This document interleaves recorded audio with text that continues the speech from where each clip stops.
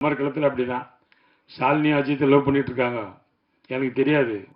நான் உட்காந்து அட்வைஸ் பண்ணிட்டு இருக்கிறேன் அஜித்துக்கு. அஜித், சினிமாவில் இருக்கிற யாரையும் லவ் பண்ணி கல்யாணம் பண்ணாத, நான் ஃபேமிலிக்காக லவ் பண்ணி கல்யாணம் பண்ணேன், புரியுதா? ஏன்னா சினிமா அப்படி இப்படின்னு அப்படியே அதை வந்து தரன் சார் டைரக்டர் அவர் இதில் பார்க்குறாரு மானிட்டரில்.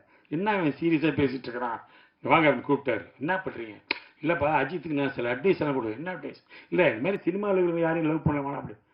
பாவி, ஷாலினி லவ் பண்ணுறாங்க, அடுத்த மாதம் கல்யாணம், உனக்கு படம் வேணுமா வேணாமா, இதோட போயிடு மிரட்டினார். அதோட வாய முன்னவன்னா நான் பேசவே இல்லை அதுக்கப்புறம்.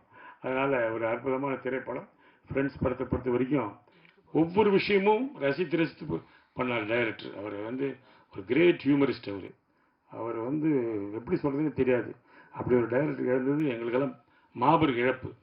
ஒரு டைரக்டர் இல்லாமல் ஒரு கேரக்டர் கிரியேட்டிவ் பண்ண முடியும். நேசமணி கேரக்டர் அவர் தான் கிரியேட் பண்ணார். அது வந்து ஜெகதி பண்ணியிருப்பார் அதில்.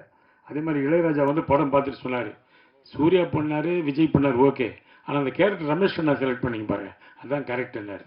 ஏன்னா அந்த கேரக்டர் படத்தில் மலையாளத்தில் சீனிவாசன் பண்ணியிருப்பார். Is a director, actor, writer.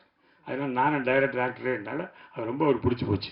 அதனால் அவர் சொன்னார், நீங்கள் கரெக்டான ஆளை செலக்ட் பண்ணீங்கன்னு.